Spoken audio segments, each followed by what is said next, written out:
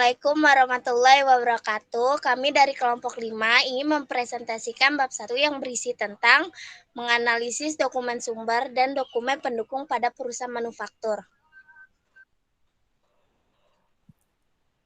Pengertian perusahaan manufaktur. Perusahaan manufaktur adalah mengubah barang mentah menjadi barang setengah jadi atau barang jadi yang memiliki nilai jual. Pengertian laporan keuangan perusahaan manufaktur. Laporan keuangan perusahaan manufaktur adalah suatu proses pencatatan, pengklasifikasian, dan pelaporan atas kejadian ekonomi dan pelaporan kepada pihak-pihak berkepentingan. Jenis-jenis laporan manufaktur. Perusahaan manufaktur memiliki 6 sektor umum, yaitu pakaian dan tekstil, minyak kimia dan plastik, elektronik, komputer dan transportasi, makanan, logam, kayu, kulis, dan kertas. Perusahaan manufaktur. Dalam pencatatan laporan keuangan perusahaan manufaktur tidak jauh berbeda dengan perusahaan dagang. Perbedaan terdapat pada laporan laba rugi. Jika pada laporan laba rugi perusahaan dagang tidak memiliki akun harga pokok produksi, sedangkan di perusahaan manufaktur terdapat akun harga pokok produksi. Harga pokok produksi adalah semua biaya langsung dan tidak langsung yang dikeluarkan perusahaan untuk proses produksi sehingga barang atau jasa tersebut bisa dijual. Contoh laporan harga produksi.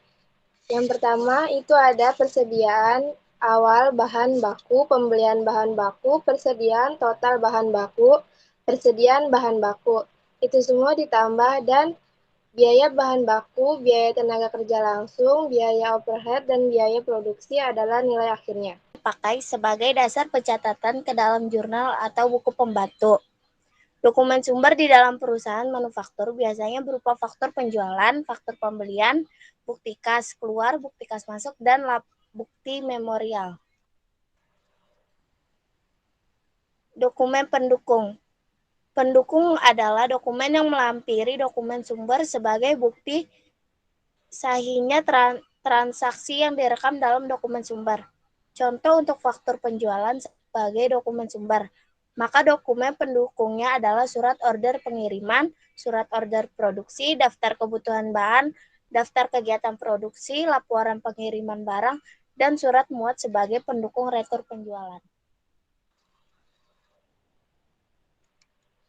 Contoh dokumen pendukung surat order pengiriman, yaitu dokumen yang merupakan lembar pertama surat order pengiriman yang memberikan otorisasi kepada bagian pengirim untuk mengirim jenis barang dengan jumlah dan spesifikasi seperti yang tertera di atas dokumen.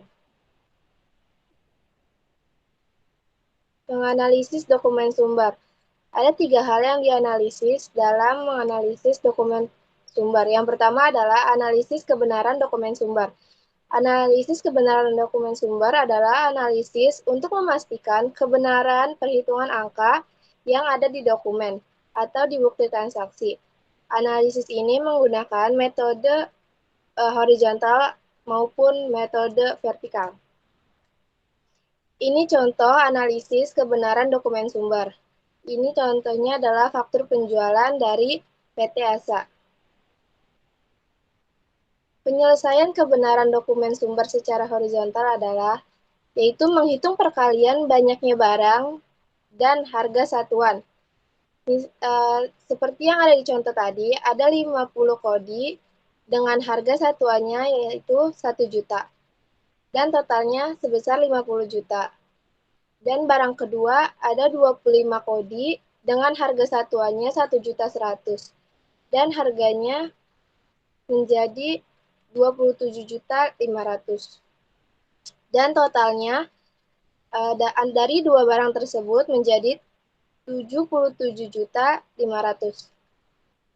Untuk yang kedua itu adalah perkalian tarif PPN dengan total harga, yaitu 10% dikali 77.500 dan PPN tarifnya sebesar 7.750. Untuk yang penyelesaian secara vertikal, Dalam pemeriksaan vertikal ini meliputi penjumlahan total harga dan penjumlahan PPN dengan total harga. Penjualan total harga itu sebesar 50 juta ditambah 27.500, totalnya 77.500. Itu untuk total harga penjualan. Dan untuk jumlah PPN-nya itu penjumlahan total harga dengan PPN 77.500 ditambah 7.750 dan hasilnya menjadi 85.250.000. 2. Analisis keabsahan dokumen sumber. Dalam analisis ini, kita harus mengidentifikasi kelengkapan data pada dokumen sumber dan dokumen telah memenuhi peraturan yang berlaku. Dalam bukti transaksi harus memiliki yaitu tanggal terjadinya transaksi, manufaktur, jumlah uang, pihak-pihak yang terlibat, dan sebagainya. 3. Analisis akun-akun. Analisis akun-akun ini dilakukan untuk mengetahui akun-akun apa saja yang akan mengalami perubahan karena transaksi tersebut, sehingga dapat dengan mudah dicatat ke dalam jurnal. Akun-akun yang mengalami perubahan akibat faktur penjualan antara lain akun piutang, penjualan, dan PPN pengeluaran. Sekian presentasi dari kelompok kami, kurang lebihnya mohon maaf. Wassalamualaikum warahmatullahi wabarakatuh.